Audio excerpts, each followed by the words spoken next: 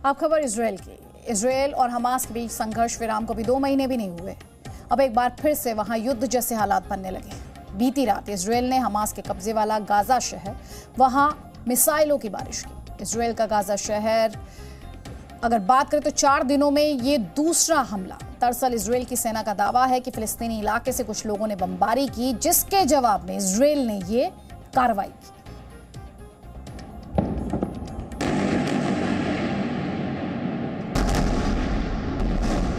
पहला धमाका,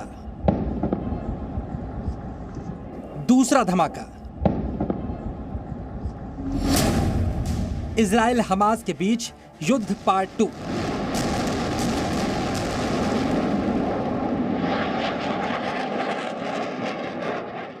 डेढ़ महीने की शांति के बाद गाजा शहर एक बार फिर धमाकों से दहल उठा। शनिवार की रात इजराइल की एयरफोर्स ने हमास के कब्जे और गाजा शहर पर फिर से एयर स्ट्राइक को अंजाम दिया। रात के अंधेरे में गाजा शहर में कई रॉकेट दागे गए।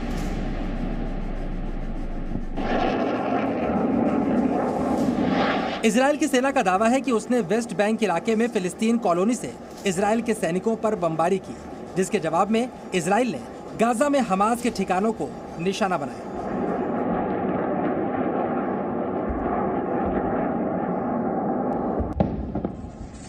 दो जुलाई को भी फिलिस्तीन कॉलोनी वाले इलाकों से आगजनी वाले बलून छोड़े गए थे, जिसकी वजह से इजराइल के कुछ हिस्सों में आग लग गई थी।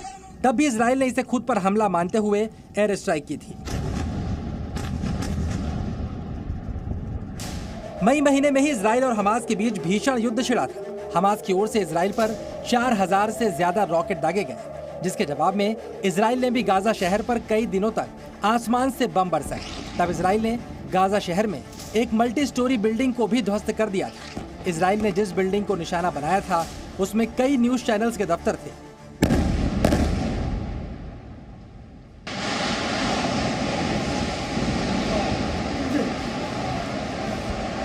लेकिन तब इजराइल ने दावा किया था कि वो आतंकी संगठन हमास का ठिकाना था।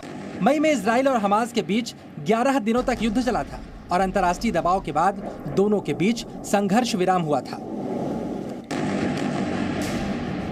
इस बीच जून में इजराइल में बेंजामिन नेतन्याहू की जगह नेफ्ताली बेनेट नए प्रधानमंत्री बने। माना जा रहा था कि अब नेफ्ताली के आने से इजराइल और हमास के बीच शांति लौटेगी, लेकिन 1 महीने के अंदर ही संघर्ष विराम फेल होता हुआ दिख रहा है।